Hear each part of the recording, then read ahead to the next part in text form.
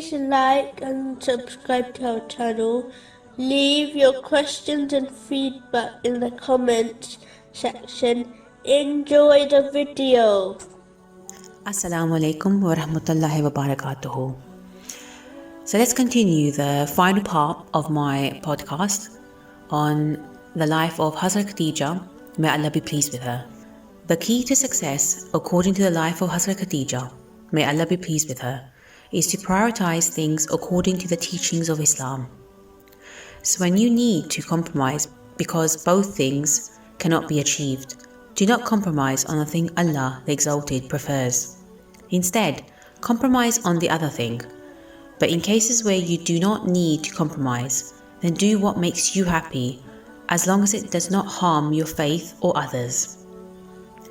Hazrat Khadija, may Allah be pleased with her, was accustomed to a comfortable lifestyle, but when she chose Islam, there were many who boycotted her business and the other Muslims. She sacrificed many things, but never her faith. Hazrat Khadija, may Allah be pleased with her, not only fulfilled the honourable role of mother and wife in a way that we can all learn from today, but she also was a strong businesswoman who knew what it meant to view marriage as a partnership and a shared responsibility.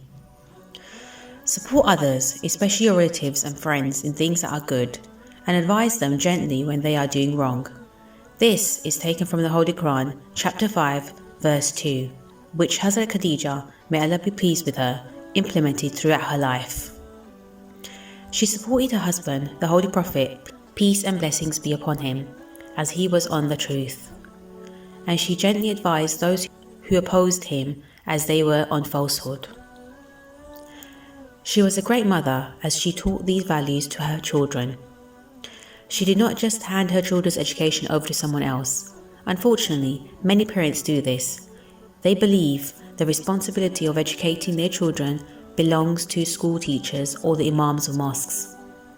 Even though these places and people have a part in educating children, the main responsibility belongs to the parents. Encourage your children to gain useful worldly knowledge and Islamic knowledge, just like Hazrat Khadija, may Allah be pleased with her, done. It's very unfortunate that people stereotype Muslim women as quiet, shy and oppressed housewives. Islam has a rich history of strong women, such as Hazrat Khadija, may Allah be pleased with her. Her example is just as relevant today as it was during her time. By researching and reading about amazing women like her, we can truly love them and practically follow their example.